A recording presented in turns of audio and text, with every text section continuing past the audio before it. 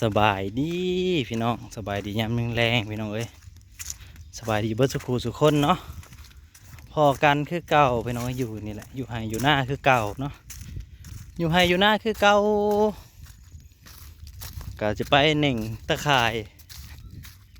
ายยางหอบตะกะพี่น้องบ่หอบดอกหนึ่งเอาขางหนึ่งก็พอก็หวานก้าเพิ่มมาแหละเศร้านี่สองตาก็เป็นสี่ตาแล้วก็คือว่าอะไรพี่น้องบ้านนี้หน้าก็จะบ่ได้เห็ดแต่นั่นเพราะว่าหน้าพอยังอ่อยอยู่ทั้งลุมก็จะได้เห็ดจะได้ดำเอาหลายคนแต่ว่าคนหน่อยจะได้เห็นกับเห็ดลายว่าสันบอกเป็นยังดอกพี่น้องเอ้ยเอาก็เห็ดไปดำไปพอมีเงินเนี่ยก็จ้างเอาละมีกับบ่มีก็ดำไปตามนั่นละชีวิตเศร้าให้เศร้าหน้าบ่เห็ดหน้าเสียเห็ดยังบ่เห็ดหน้ากันกับบ่มีแนวเห็ดต่อนี่แหละเป็นเถากับนัดซ่านี่แหละพี่น้องเอ้ยก็เลยนัดซ่าเลยอยู่น้ำไม่เถาซอยเป็นหมูไม่เถาอยู่นี่แหละนัดซ่ากับนางกับบ่ได้ไปใส่เดี๋ยวนี่แหละ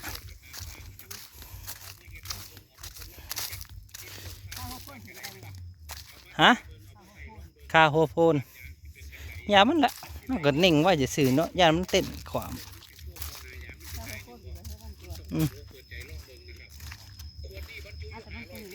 กระปูพี่เนาะกระปูเห็นมันกระปูนี่น้ำท่วมหูเพิ่น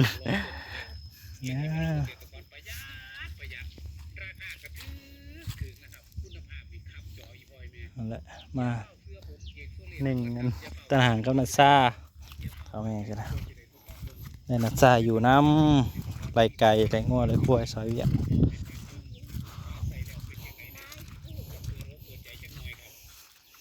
อีกประมาณอีก2-3 มื้อก็จะได้ตกอีกจะได้หวานอีกก็บ่ปัญหาเราไปหน่อยก็แต่ว่ากาพอดำห้องกับดำโหลดเท่ากับบ่ได้ชนอยู่แล้วดำให้ใหญ่บุมีเขาก็ดำให้ใหญ่3 หายเท่านี้ก้อน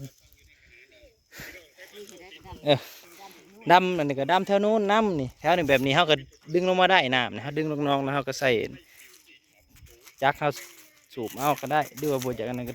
ดึงลงเลยบืดน้ำดอกเขาแต่ว่ากาพอดำอะไรบ่ปัญหาดอกพี่น้องเพราะว่ามันก็พอมีน้ำเนี่ยมันก็อุดมสมบูรณ์ขึ้นมามันก็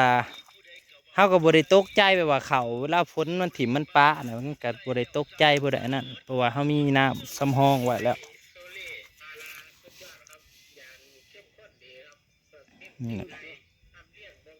นี่แหละพี่น้องแต่กะไฮนี้มันสิเฟื่องลายเนี่ยเฟื่องลายใบใหม่ลายอาจสิงามอยู่บ่ได้หวานใส่หลายปีเลยได้ไฮนี้นะปีนี้ก็จะได้ตกกะเพิ่มได้เพิ่มขึ้นไปประมาณ7 ตา 8 ตาคนละพี่น้องเว้ย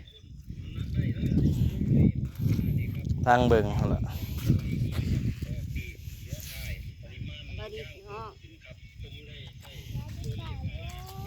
ซาเลยซอยกันพอบอกเงากับนัดซามีคนเฝ้ามีคนคุยนัดซาก็อยู่นี่ละพอใหญ่อยู่ก็อยู่นะไม่ยังก็กินน้ำกันใหญ่ก็อยู่นี่พี่น้อยแล้วก็ว่าเห็ดหน้าน้ำอะไรพี่น้องแล้วกับบุมีทินที่ไปสู่นั่นแหละเห็ดน้ำเห็ดน้ำกับเห็ดว่าพี่น้อยดำข้าเจ้าดุดำนะวะมันเห็ดซอยข่อยบ่ให้เจ้าหิวดอกว่ะข่อยบ่ให้เจ้าหิวดอกเขาแต่ว่าดำซอยยังซอยนะซอยกันว่าดำซอยบ่มีเงินใส่ก็จะให้ใส่อยู่ดอกนะเงินนี่กับปั้นกันใส่ไปหั่นล่ะบ่ได้ปัญหาดอกเอาง่ายๆก็คือว่าแหละผู้ใดที่ซอยเขาก็ซอยคือว่าบ่ได้อันนั้นดอกผู้ใดที่คิดเห็นกันยามทุกข์ยากยามลำบากเขาก็ซอยยามเขาเจ้าลำบากแล้วก็เบิ่งว่าแล้วเราก็จักสีอาศัยเพิ่งไผเราก็บัดสุดท้ายเราก็มีผู้เพิ่งก็บ่เพิ่งเฮาก็เพิ่งเล่าต่างคนต่างเพิ่งกันพี่น้องน้ำเพิ่งเหือเสือเพิ่งป่าคือว่าหั่นล่ะก็จะเห็นหั่นแหละก็คือเล่าก็ เฮ็ดเวียกเฮ็ดงานเนาะเวลาเฮาอันนั้นก็พอได้จ้างแล้วเฮ็ดป้านข้างในข้างหน้าหั่นแหละก็จ้างแล้วป้านเลยเดี๋ยวสิลงไปเบิ่งเราอยู่ตอนนี้เรายังป้านข้างหน้าอยู่บ่ มิทยุน้อยเพิ่นก็ให้ขอบคุณป้าแพนเด้อป้าแพนเด้อซื้อมิทยุน้อยให้เท่าแม่พอได้เปิดพังอยู่แถวนั้นแหละเฮ็ดเวียกน้อยๆแต่ว่าดังไกลเด้อพี่น้องเอ้ยก็ขอบคุณป้าแพนหลายอย่างไรก็ให้มีแต่ความสุขเด้อป้าแพนเด้อซื้อมิทยุน้อยให้เนาะน้อยๆกระทัดรัดแต่ว่าเสียงดัง เสียงดังแล้วลงไปหาพ่อใหญ่อ้อยก่อนพี่น้องมาเบิ่งพ่อใหญ่อ้อยก่อนพี่น้องเอ้ยเพิ่นก็มีวิทยุน้อยบอกของเพิ่นน่ะของวิทยุใหญ่บ่มีวิทยุน้อยของท่าแม่วิทยุน้อยเนาะแล้วก็อยู่นำกันเบิ่งนำกันกินนำกันเอาละไปทางใดเลยจะเลยเงงไปทางใดเลยพ่อใหญ่อ้อยนี่เดี๋ยวลงไปเบิ่งคันหน้าก่อนพี่น้องเอ้ย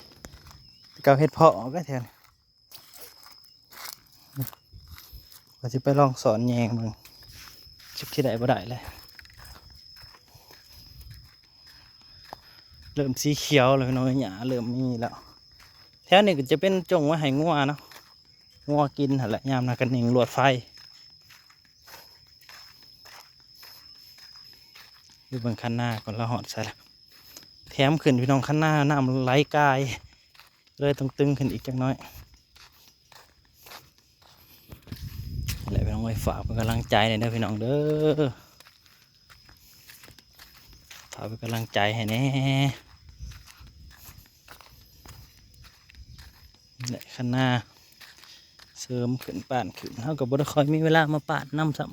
ำไปหันไปนี่ช่วงนี้ก็อยากยุ่งๆเนี่ยก็เลย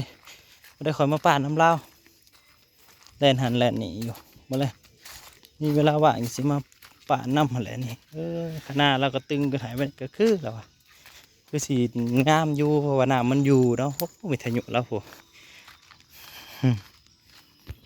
กะเขาเจ้าเขียวแหละแล้วเอารถไถมาไถแล้วก็ส่วนขึ้นพี่น้องเลยนี่จั่วเอาอะไรอ่ะ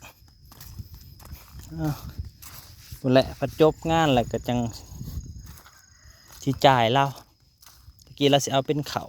ไปหวานเราเลยบ่ได้หวานเลยจบงานแล้วก็จังว่ากันว่าสิเอาเท่าไร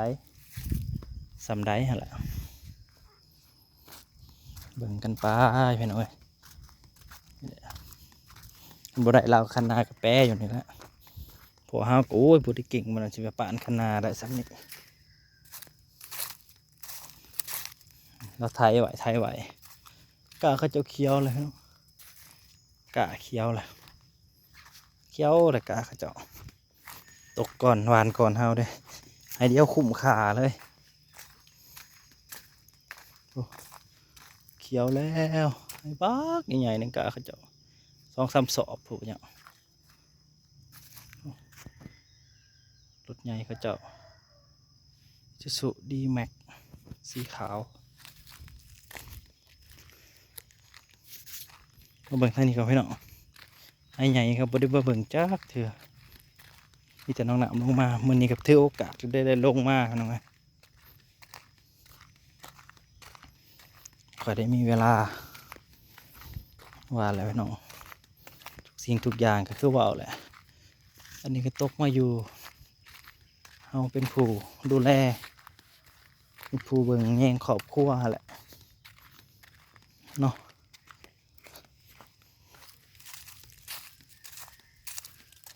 ตกมาปีนี้ก็ต่างปีกายว้าวแหละก็ได้กระสูไปไอ้นี่หน้าบ่เทิงกันเลยได้ตัดคันใหม่พ่อใหญ่อ้อยตัดคันให้แล้วปานคันให้อยู่มันบ่เทิงแล้วมันบ่ค่อยงามเขาก็ได้ก็เลยตัดคันให้เด้อพ่อใหญ่อ้อยเด้อเอาคันพ่อใหญ่ปานได้ดอกเอาพอได้หน้ามันเทิงเด้แล้วก็ตัดคันให้ละมันตามนี่แหละพี่น้องพอตึงน้ำเนี่ยคันมีคันมันสิงามขึ้นรถได้เขานะเขางามย่อนคันเนาะหมูมัดย่อนเจ้าของเลี้ยงวีเพื่อนว่า คือว่าเอาละ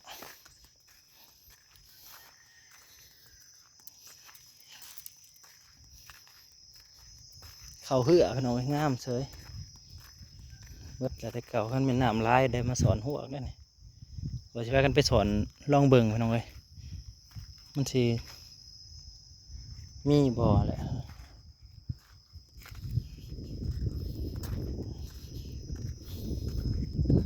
เพื่องกับตะกี้ยาวเบิดเลยมาลองเบิ่งเขาอันนั้นที่เขาว่าอะไรพี่น้องเขาอันทาสโน13เนาะสิมาลงไหใหญ่ก็รอเบิ่งว่ามันสิงามบ่เปลี่ยนแนวเขาปลูกลงไหใหญ่นี่ไหใหญ่ก็อาศัยตกกาแต่หัวปีพี่น้องเอ้ยก็มีเงินก็พอได้จ้างเพิ่นลงมาดึงซอยจ้างชาวบ้านแหละคันวิทย์ไหใหญ่ไปเฮาก็ดำได้ละบาดไหใหญ่มันสนามบินตกใจแน่พี่น้องเอ้ยแหละแต่ว่าก็บ่เป็นหยังดอกเคยดำ2 คนกับเฒ่าแม่ก็ยังดำผู้ใดเคยเห็นผู้ใดเคยได้เบิ่งเนี่ยเคยดำกับเฒ่าแม่แถวนี้ดำ2 คนก็ยังดำยังแล้วสำเร็จหน้านะเพราะว่าพ่อแม่เคยพาเห็ดพาถ้ำนะก็เลยบ่ได้บ่เห็ดก็บ่ได้กิน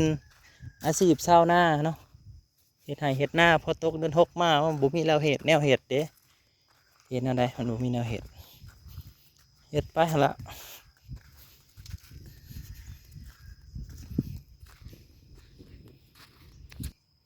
คันมีเงินก็เฮ็ดไหใหญ่บ่ได้พี่น้องมันเป็นหน้าขันคันใดมันเฮ็ดบ่ได้นะเห็นบ่มันสูงเป็นขันขึ้นมามันก็เลยเฮ็ดบ่ได้บ่เนี่ยมันได้ไถเลิกเลยมันคุ้งดินแก่นนี่แข็งให้แถวนี้ก็งามอยู่ได้พี่น้องเอ้ย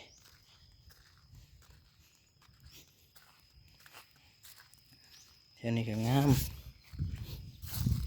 พอได้เกี่ยวอยู่คันนั่นสูงเขาก็ตึงน้ำได้ก็โอเค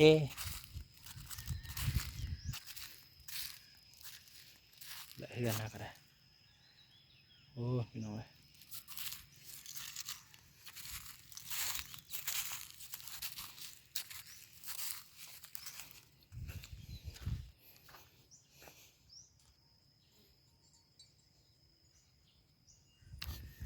เดี๋ยวกับปูเฮิงพี่น้องประมาณทิศปลาย2 ทิศก็จะได้ท้ายหุดหน้าแล้ว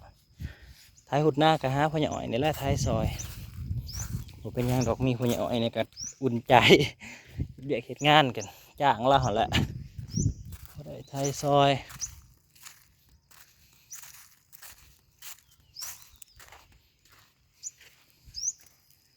เปลี่ยนกันกับใครขอบคุณพี่น้องอะไรที่เข้ามาหับส้มเด้อพี่น้องเด้อขอบคุณทุกๆกำลังใจและก็ทุกๆคอมเมนต์เนาะทุกๆคำติชมอันใดผิดพลาดก็ขอโทษขออภัยน้ำเบิดนั่นแหละนี่แหละพี่น้องต้นปีนี้บ่มีหมักข้อเอากินเด้อพี่น้องเด้อบ่มีหมักข้อเด้อปีนี้หมักข้อบ่เป็นขอกันใหม่เด้อสบายดี